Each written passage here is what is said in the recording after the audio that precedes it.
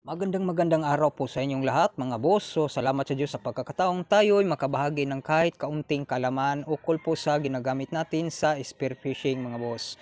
So ngayon ang ating topic ay ang advantage at disadvantage ng ganitong uri ng trigger mechanism. So ito po yung old style mga boss na trigger mechanism, hindi deruller. Ang advantage po dito mga boss ay ito ay mura lang po ngayon yan.